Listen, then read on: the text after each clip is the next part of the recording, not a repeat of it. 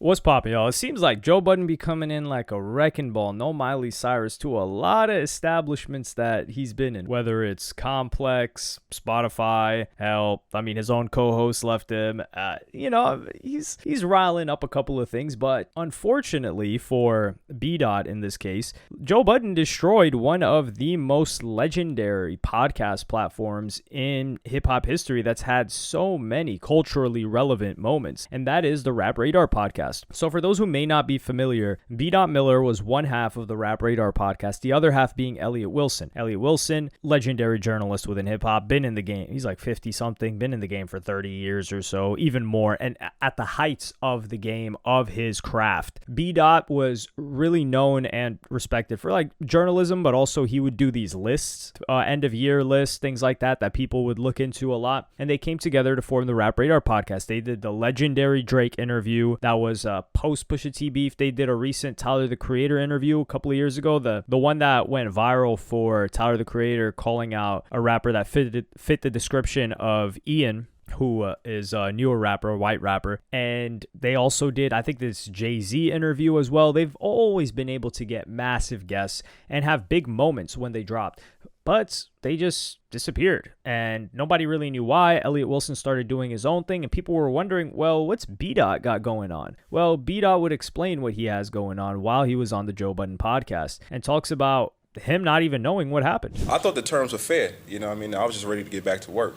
So that's what happened, and then we just became free agents. Now, that was in May, and that was like the last time I talked to Elliot. I kind of had that, like that, what the hell? Like, what the hell's going on?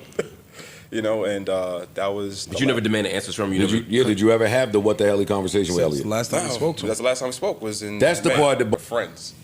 Mm-hmm. We're not friends. Mm.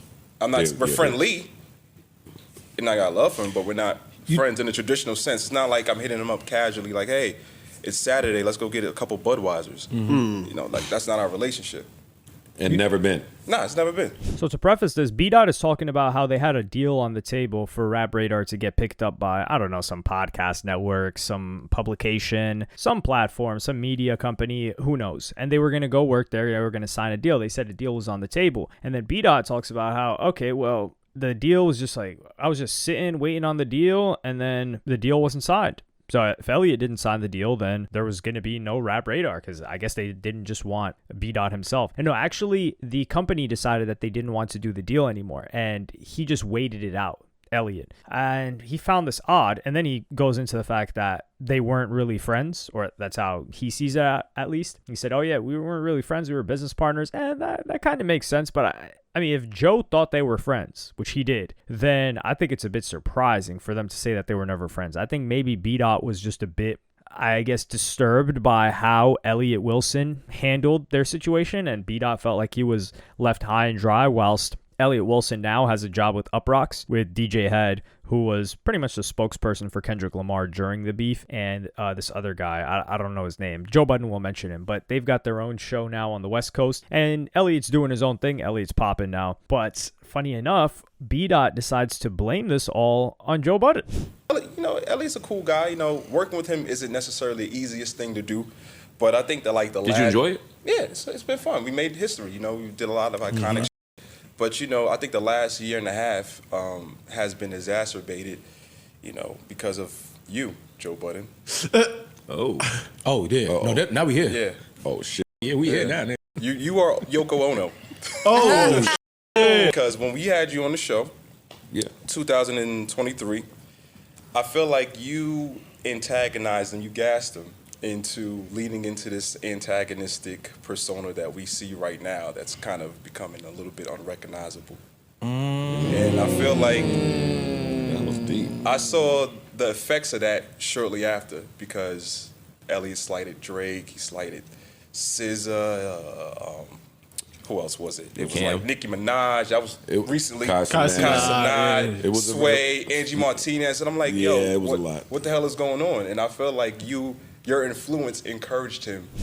All right. Before we show you guys the clip of when Joe Budden was talking to them, it was completely incorrect. You're going to see that B-Dot, what he's saying is completely incorrect, because he's saying that, oh yeah, Elliot, you encouraged Elliot to turn into this villain character, where if you guys have watched me or just seen what Elliot Wilson has been doing in the past year or so, he's been coming at a lot of people. He came at Drake for not doing an interview with them. He's like, yeah, why is Drake doing all these other platforms except hip-hop platforms? He came at SZA. He's been coming at any and everybody that wants to smoke, and I like it. He came at Kai Cenat. He's like, yo, why are these people showing up on Kai Cenat's stream? And then when asked about it, I think one time he walked it back and said, yeah, that was some hater stuff. And another time he's like, yeah, I'm hating because I'm here to compete. I want to compete with these guys. And this is the thing. To compete, you've got to compete. You can't just expect things based on your merit that a lot of these new up-and-coming rappers or people in the game don't care about. So right now, what's Elliot Wilson doing? Well, he's trying to compete. And I do think Elliot Wilson is better served taking on that role of a villain, old head that, is back from way back when.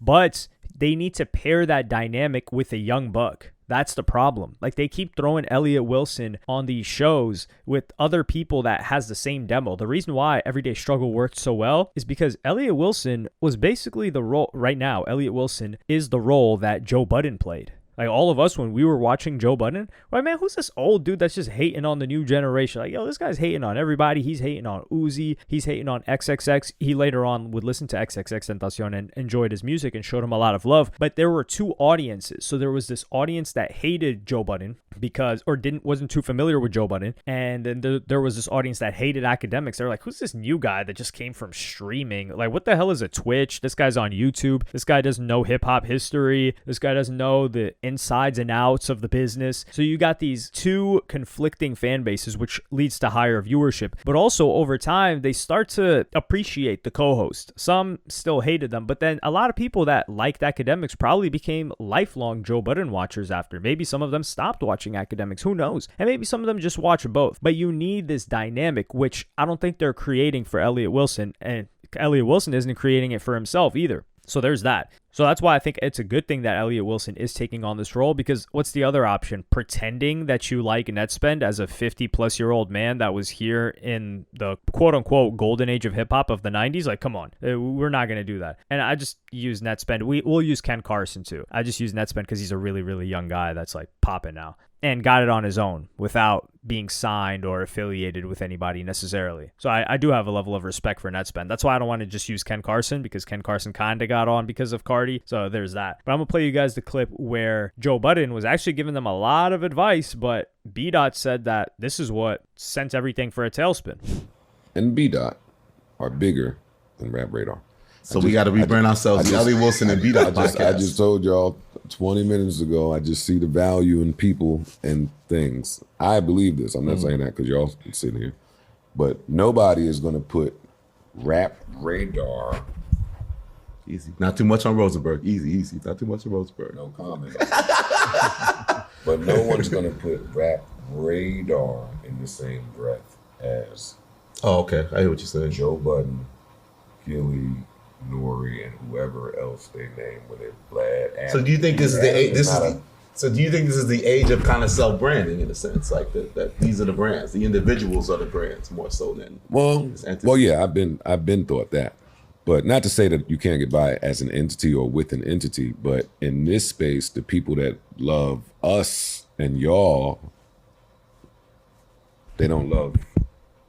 Or they're not connecting to that like part the same way. Yeah, that's a clean way to say that. Got you. Yeah. If this were Elliot and B-Dot, and y'all did the same amount of work that y'all already do, you're already two of the hardest working men in the show business. Thank you, Joe. And if y'all took that same work and just switched the name like I did, yeah, I think people would look at it different.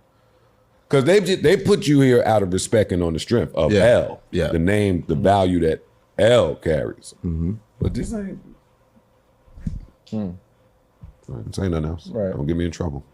We love. How much is this going to cost us? This consulting. I was going to say, Coach Joe, man.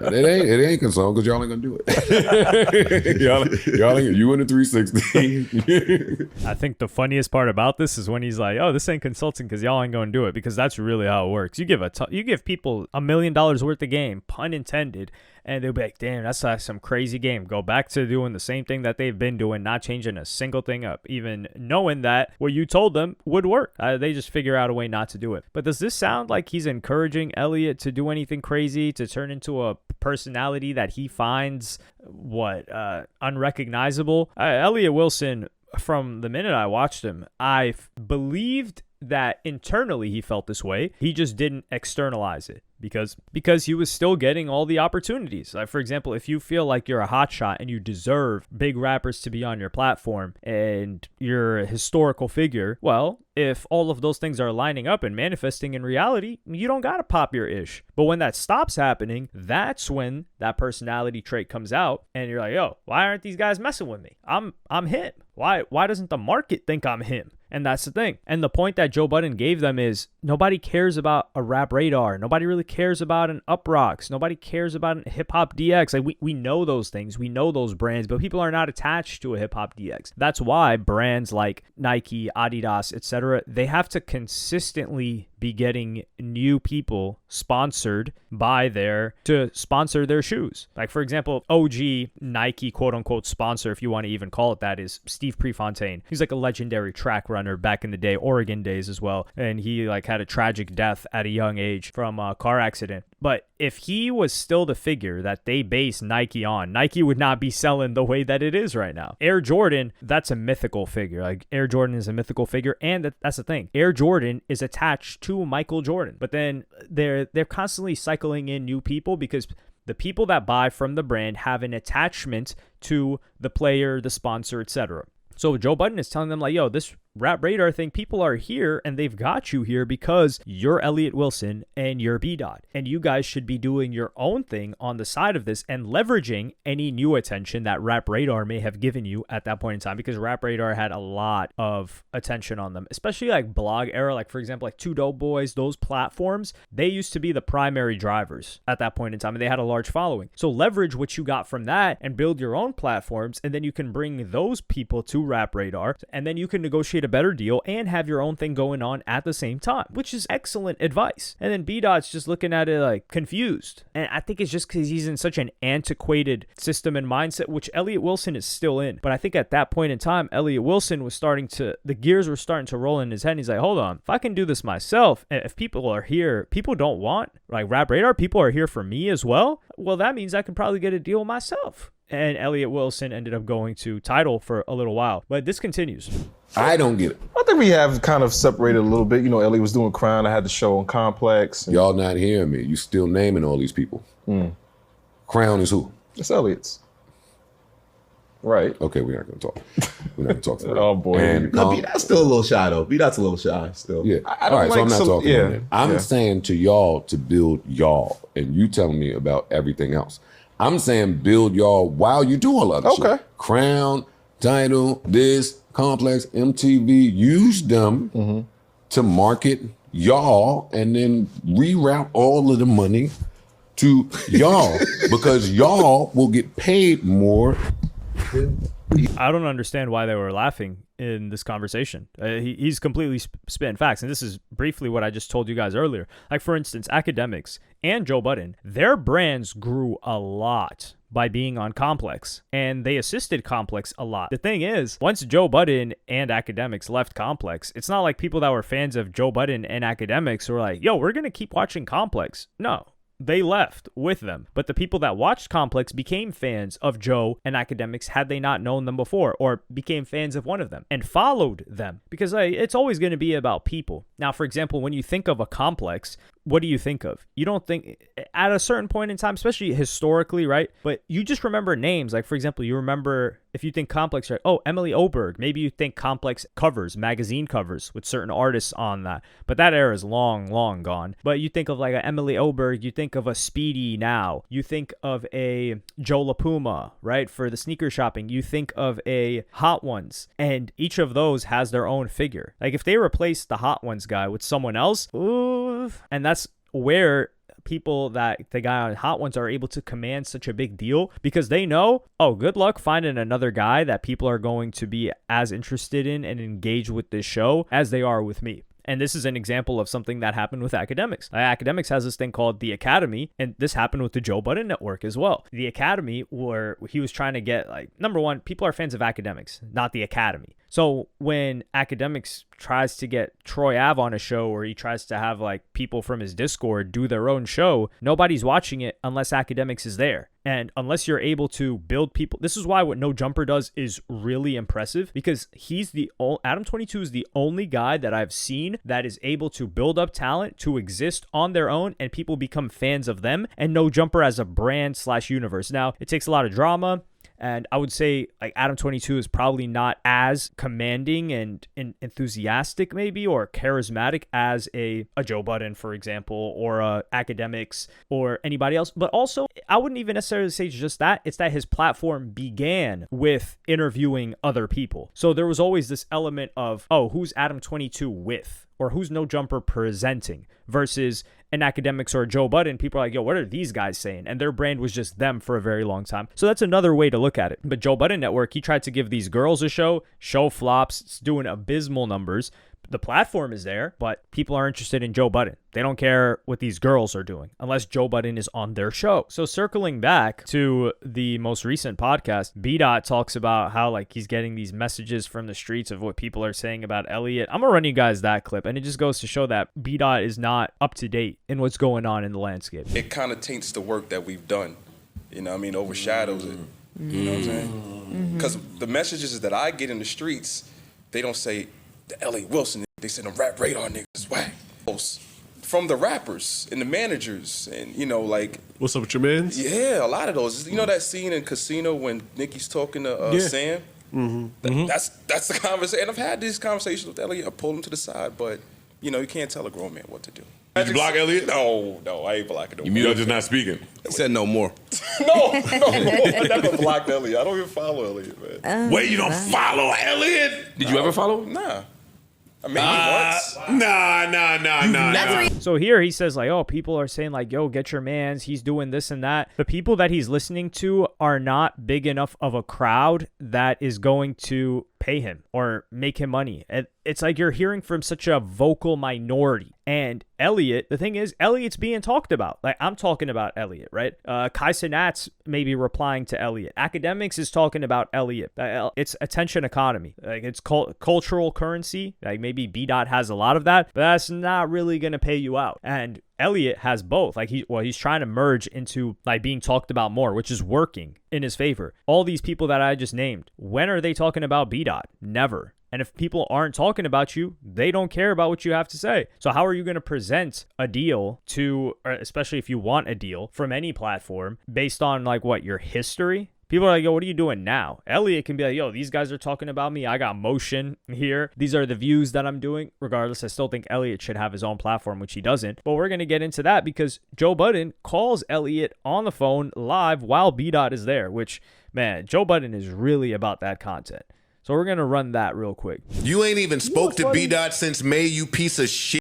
Are you crazy, Elliot? And you rode off to the sunset in L.A. with Jeremy Heck and DJ Head and got a fucking Up Rocks deal? Are you crazy, Elliot? Listen, the Joe Budden Network Rap Radar Podcast. Let's do it. What's up with that? You and Charlamagne are funny. You know, you and Charlamagne are funny because y'all got all these critiques and shit while you're in a position of power to work with brothers. And, you know, it's a lot of talk. So Joe Budden calls him out. He's like, yo, I thought you guys were homies. Joe Budden is very cool with Elliot. Elliot's a big fan of the Joe Budden podcast, supporter as well. They have a mutual respect for each other. But the problem here is Elliot's talking about like, yeah, we'll do that, but we need we need a deal on the table. Why? And then Joe Budden's like, why do you guys need a deal? Just do it yourself. Because Joe Budden built this whole podcast himself. And this is where the disconnect is, which I'm going to run you guys in this next clip. You have networks, you have power position to launch other podcasts, offer your colleagues a podcast you have great respect for, a deal. The open market saying they don't want Rap Radar podcasts. I think that's fucking wrong. But so then you get with your man and put your work boots on. So then you get with your man and put your work boots on. I get a job. That's right. I need a job. Niggas get jobs. No, but it's tremendous entrepreneurial success like yourself. It's still a job. So yeah, I get a job in California. I try to build Up Rocks Up. I create a new show. I try to reinvent myself, and that's what the fuck I'm on. What you want me to do? We can pick up where we left off in 1 minute. Are you interested in doing that? Situation, right? Yes, of course. Well, part of doing that is calling your manager and spoke to in 11 months since the deal was canceled that you ruined. B-Dot said to you he's open to anything. If there's a deal on the table, we would go right back to work. But why does it have to be a deal on the table to speak? Because we ain't doing that shit for free. So he's talking about, the problem with you and Charlemagne, and you guys have this platform. They're thinking in antiquated terms where it's, we're waiting to get a deal from a platform, and I'm going to sum it up. They want guaranteed money to do the work. And people like Joe Budden, people like academics, people like Vlad, people like, Adam 22, anybody in this newer era, newer age, they all understand that that is completely unrealistic unless we know for a fact that you're going to be generating money day one. So why would Joe Budden offer? And then if they're able to do that and generate a ton of views, then why don't they just do that themselves? But they're from an era where it was, you just get a job at the next publication, or you just get a deal from this company. And he was able to get this Uprocks deal, but I don't really think these things are not going to be very common much longer. Well, they aren't very common right now. So if they don't have a deal on the table, they're looking at hold on, we have to figure out how to monetize this thing ourselves. We're going to have to upload ourselves. We're going to have to do all these things ourselves. And they just don't want to do that. Neither B-Dot nor Elliot, because we haven't seen Elliot do it. I imagine if Elliot got on just giving his own general comments, like talking all that talk that he does on Twitter, but replying to all of these people and doing it on YouTube, he'd have crazy motion, as the kids say nowadays. But he's not going to do that. I don't know why he doesn't do that, but I just think it's like these guys are older and their mindset is still stuck in this we need a job or we need a deal type of situation, when deals are not going to be handed out anymore. Like the only people getting deals are the people that are already killing it and making money and don't need the deal. It's kind of like people desperate for a loan are not going to get approved for a loan, and the people that can get a loan easily don't need the loan. But let me know what you guys think about this situation in the comments. I think B-Dot feels left behind, but if you feel left behind and you haven't been able to do your own thing, then that clearly means maybe you didn't bring as much value as you thought to Elliot, and perhaps Elliot was right, because like when Joe Budden left, Joe Budden's had a ton of success. Academics has had a ton of success. So it's clear none of them got screwed over by the other guy because they were both able to level up since then. AD, for instance, like sure, AD got built up on No Jumper, but AD's killing it on his own right now. He's got his own thing going on, and Adam 22 was able to recover and have I think higher heights after AD. I'm not sure, but that just goes to show that B-Dot hasn't been able to do that, or we haven't seen him doing that. And I think it's just waiting for the deal. And a common thing, of course, common trait between these guys, AD did his own thing. He wasn't waiting for a deal from somebody. He wasn't waiting for like another No Jumper to hire him. He did his own thing. But let me know what you guys think about this in the comments. Like, subscribe, and hit the notification bell if you enjoyed. And I'll see you on the next one. Follow me on Twitter and Instagram. Go to helloyassine.com. Thank you for watching. Peace.